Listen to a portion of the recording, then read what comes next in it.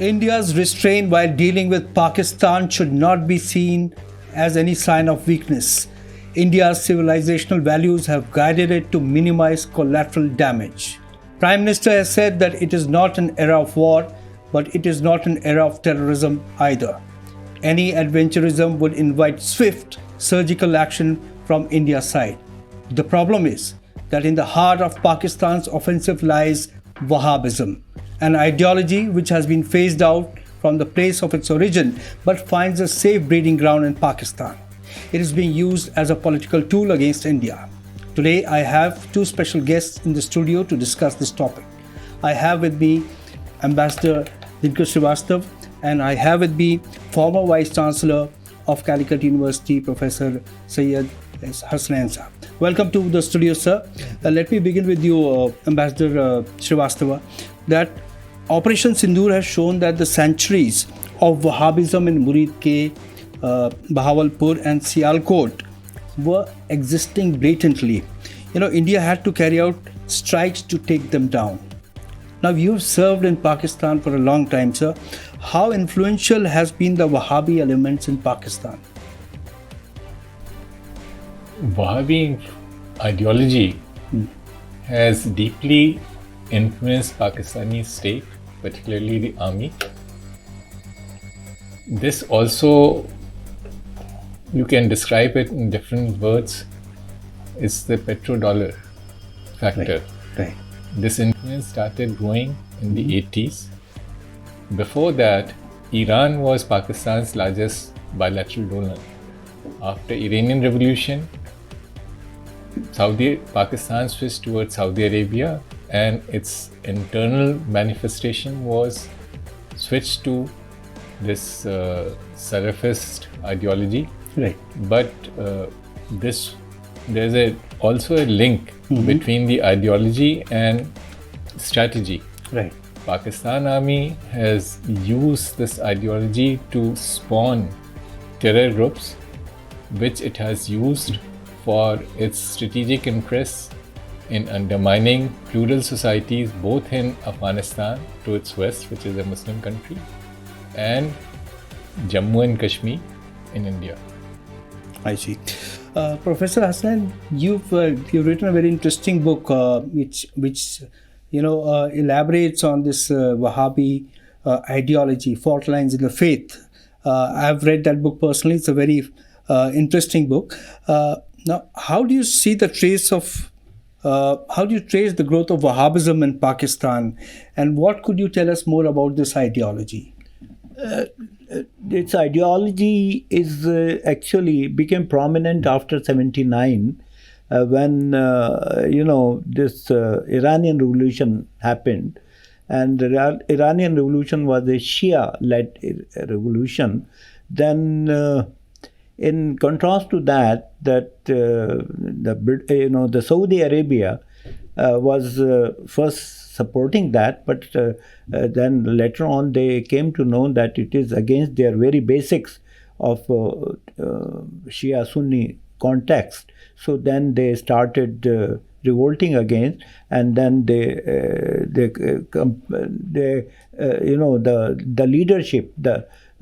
leadership has compelled the locals that we are doing something which is very important, and that is how they did it. And then they put up a regulation that the Shiaism against that Sunnism, and that's why they have done that kind of a confrontation at that time and created that kind of a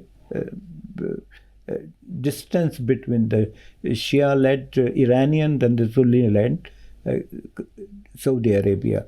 And that, if you go into the details of that, you will see that the leadership has come forward long back, because at during the time of I say that before the Iranian Revolution, there was what is his name, particularly Wahhabi Salafi Islam is a highly politicized version. Right. So that kind of a Islam has took the roots in that, and that's why they were against that spread of that. And then the whole Middle East policy has changed from 1979. Right. So how do you see its movement, this ideology's movement to Pakistan? Yeah, because it is spread globally, and most of the then in 84, the Prince Salman has reversed it, Right. and they say that we are not following anymore, and then it is impacted globally. But certain because Pakistan was using as a weapon against India, so they continue with that policies.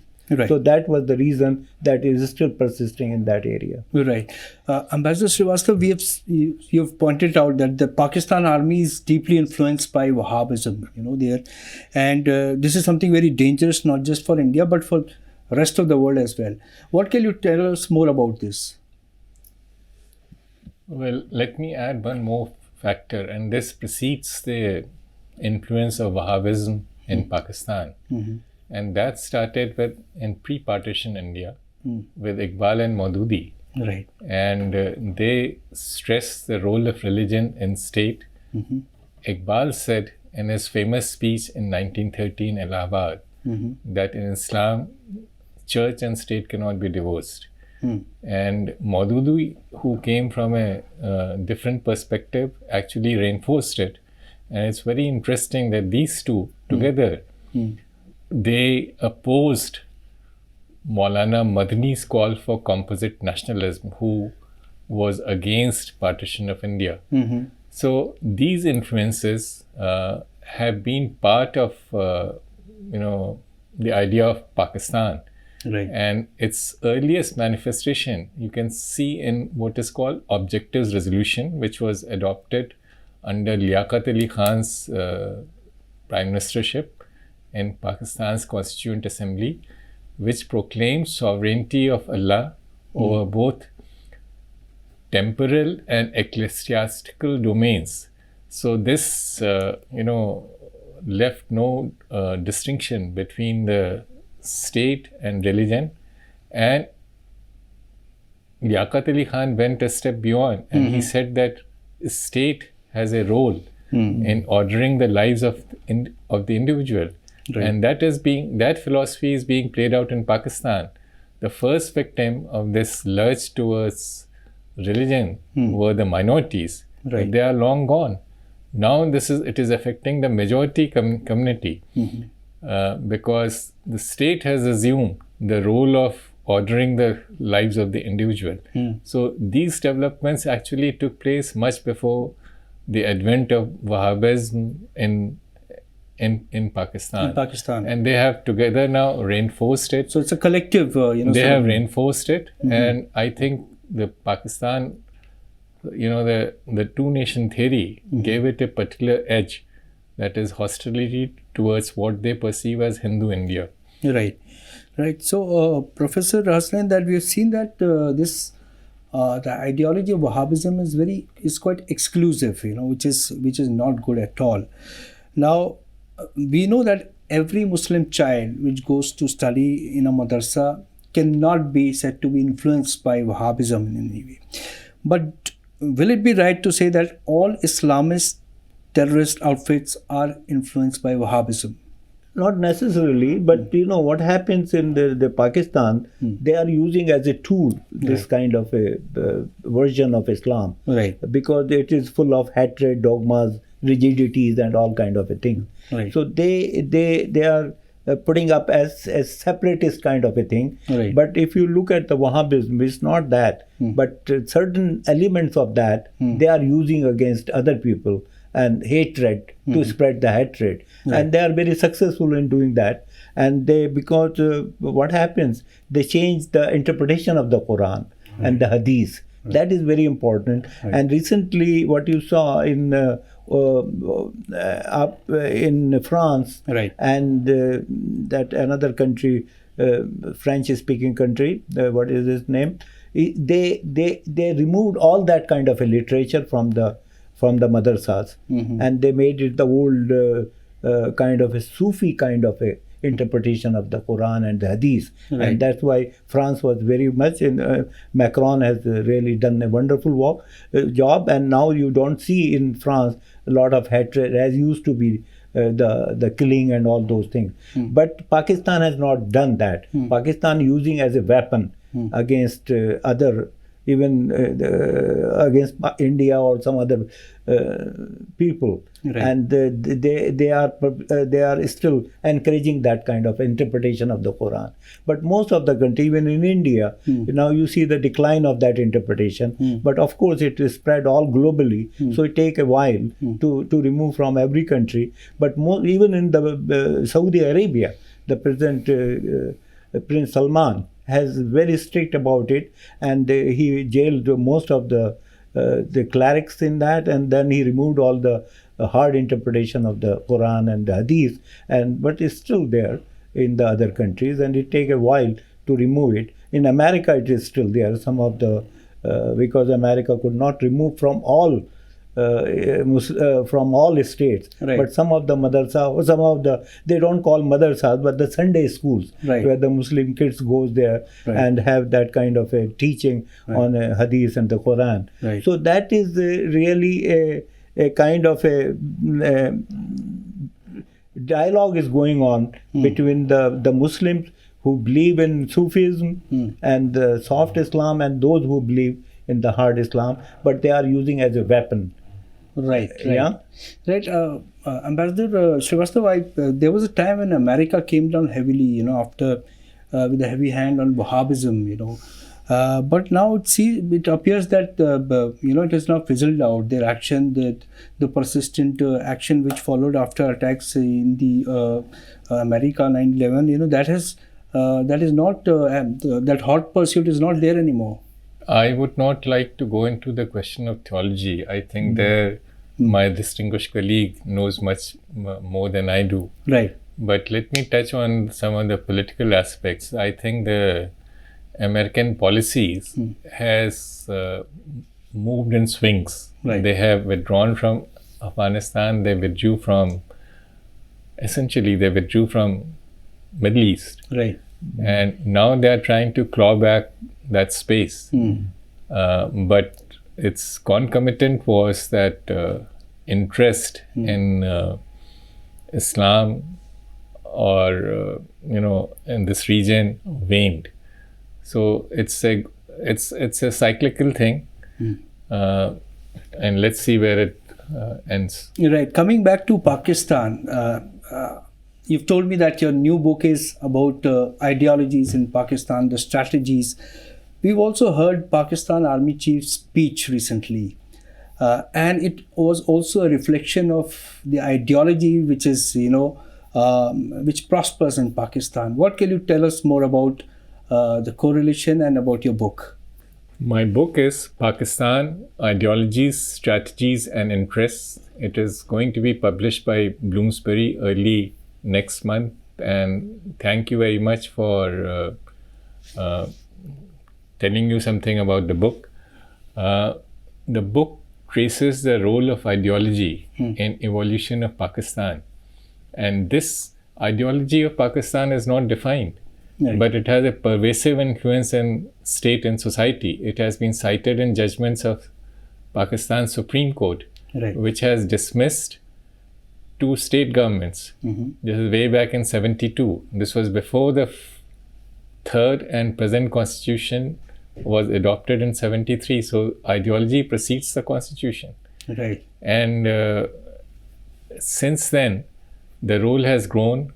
Fast forward to 2017, Nawaz Sharif, a sitting prime minister with heavy majority, was dismissed pursuant to a judgment of the Supreme Court, which again cited ideology of Pakistan and dismissing a leader enjoying overwhelming majority in Pakistan. Right. Now, it's very interesting that ideology and strategy have reinforced each other in some areas, and they have been at tangents in some other areas. They have reinforced each other in case of Kashmir, where Pakistan has used ideology to advance its territorial interests Right. And its most recent manifestation was the brutal terror attack, where not only civilians were killed, they were killed after identifying their religion. Right. Now, on the other hand, if you look at their Western neighbors, both of which are Muslim nations, Afghanistan and Iran, Pakistan has very adverse relations. With Shia Iran, there have been missile exchanges. Yes. A day before Pulwama, there was an identical incident in which 27 Iranian guards had been killed. That's right. And similarly, there has been a falling out between Pakistan and Taliban. So there the ideology has led to a split because both of them claim the same ideology, but Pakistan uses it for strategic interests. Right. Taliban, in a sense, are more logical. They are saying that if you support Emirate in Afghanistan, why don't you also have Emirate in Pakistan? Which is not acceptable to Pakistani generals. Right. And that is a reason for this divide. If you look at the relative influence, ideology dominates. Otherwise, there's how do you explain that Pakistan would risk its relationship with United States, which was its main benefactor, in undermining American presence in Afghanistan? Pakistan had joined so-called coalition against terror in 2001 under Musharraf, and yet it went on to systematically undermine American presence in Afghanistan. In the process, it risked its relationship with that country. Now, this cannot be explained either in terms of interests or strategy. Right. This is simply because of ideological commitment Right. to advance a conception of state, Right. which did not accept a modern society in a neighboring Muslim country. Right. After all, Afghanistan is a Muslim country, and they had adopted a parliamentary system which was destroyed with Pakistani support. It's a different matter that now, because of other reasons, there's a falling out between Taliban and Pakistan. Right. Right. So now, sir, I would like to ask you that you've served in Pakistan, you've seen the civil society, and I'm sure that they are aware of the dangers of harboring extreme ideology. But somehow their voices don't matter in Pakistan. People like Parvez Hoodboy and his likes, they have no significance at all. They feel marginalized. But people of Pakistan must also realize that extreme ideologies have always had a harmful impact over a long period of time. What would you say? This is a realization amongst a very small number of people. As you rightly put it, they have very little influence in Pakistan. Right. And you mentioned Parvez Hoodboy. I know many others, and I have great regards for them. Some of them have passed away. There was Mazari. He was a Baloch Sardar. There was Dorab Patel, a Parsi judge of the Supreme Court. Right. Maulana Eidhi, who set up the Eidhi Foundation. I had the privilege of knowing them. That was a different Pakistan. Right. But that influence, which was limited even then, has become even more limited today. Right. Now, you've done extensive work on Kashmir also. You've written about POK also, and our side of Kashmir very well. But we've seen, sir, that after Pahalgam, some very interesting phenomena happened there. People came out in streets, and even women, children, they were protesting in big way. Now the issue is that it has unsettled the entire Kashmiri population in India, because everything was getting back to normalcy. Things were becoming, in fact, very good. The tourists, the business, and all. Now there's been a major setback, and now yesterday the hoteliers of Srinagar and other people, they got together. They did a press briefing also, thinking of ways and means, and they were appealing to people to come to Kashmir and visit it.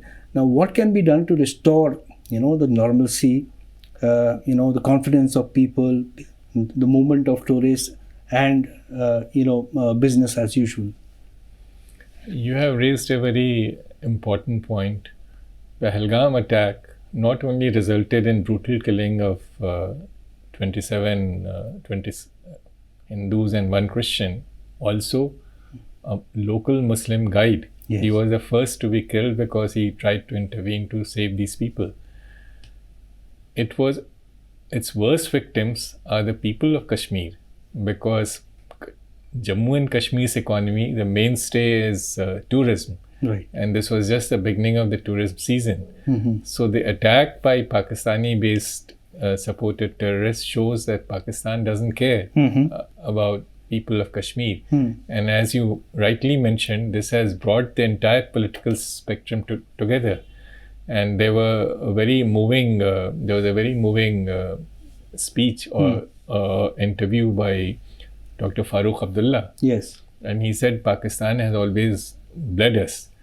And Omar Abdullah, the present chief minister, mentioned that this will only add to increase unemployment. Right. So I think it is very important that the government and people of Kashmir are supported in these difficult times. Security has to be, of course, restored. It is there. One incident does not show. Yes, one incident does not show that's true. that there is no security. Yes. You cannot have 100% security in such a large area. It's bigger than many of the European countries. Yes. But the most important thing is that the tourist flow should start again. Right. And I think the civil society has a role to play. Maybe, some major event can be organized, cultural event or something, which can attract, and some high, the big names, say, from Bollywood. They can take the lead and, go and do, or a cricket team, some event. Some confidence building. So which can, draw people again to Kashmir. Right.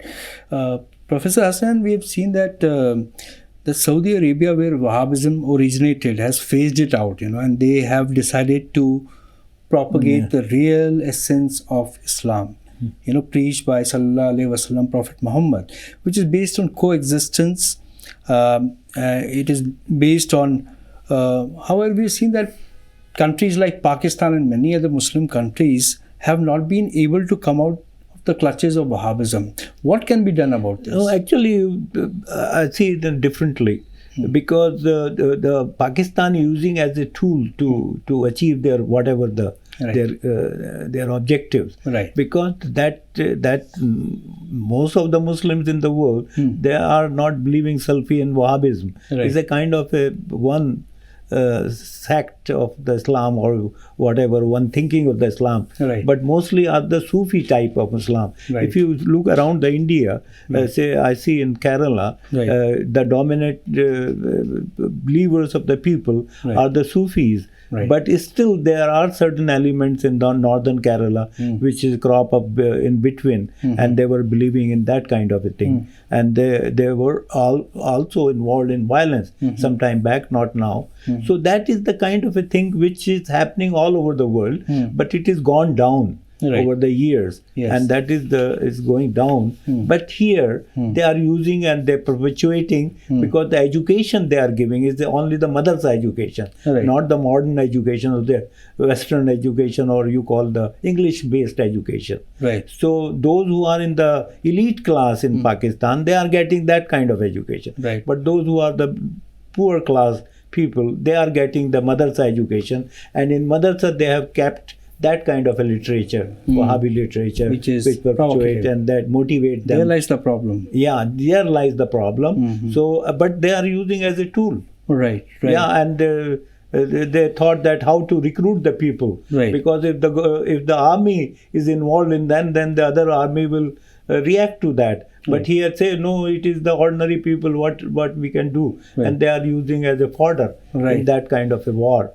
especially with India. So this becomes a bounden duty to insulate Indian Muslims from such extreme influences What can be done about this, Arun? No, Indian Muslims are following the Sufi kind of a Right. tradition. There are still some areas which are still believe in that, but they are moderated Right. because of that. But This is the confluence which has been. so particularly the Muslim world, particularly led by Saudi Arabia, Right. they have to influence Pakistan. That this is not the proper way. Right. You have to change your way. Yes, that's a Because very in this particular important point, Yes. in this particular event, that Saudi was indifferent to Pakistan, Yes. and they supported India. It's time that they- they have to come and tell them that you have to abandon this way and live peacefully with that rest of the Muslim world. Right. Yeah. Ambassador Srivastava, what is the situation in Pakistan? How do you see? I mean, like, if you look at things and if you look at what people are talking about Pakistan, it's going down by the day. You know, you look at the economy, you look at the other parameters. What is, since you know Pakistan, you served there, what's happening there? You know, let me take you back a year and a half. May 23, there was attack by Imran Khan supporters on not only Lahore Corps Commander's residence, but also Army GHQ in Rawalpindi, which was unheard of. So it shows the level of desperation in Pakistan. Army is the state. So nobody will dare attack the army headquarters unless you are driven to desperation. People who don't have to anything to eat. Now, since then, economy has stabilized because of because of the generous infusion of IMF assistance. Pakistan is receiving 25th IMF bailout, but it is still hovering on the verge of default.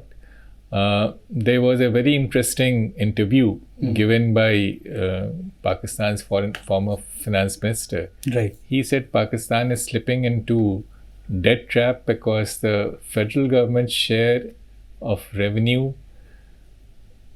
is less than Pakistan's debt repayment. This is the classical definition of debt trap, where a country has to borrow more to pay existing loans. Right. And that Pakistan has already reached.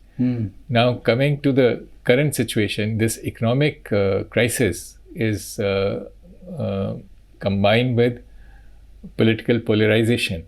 Economic crisis requires widening the tax net, which essentially means challenging the elite interests, Right. who have kept their own areas outside the tax net. For instance, there's no tax on agriculture, there's no tax on retail.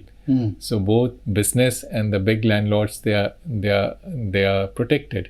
Now this kind of major reform requires political consensus, which is just not there. Yes. And at this stage, General Asif Munir has decided to go back to 7th century, and he's talking in terms of a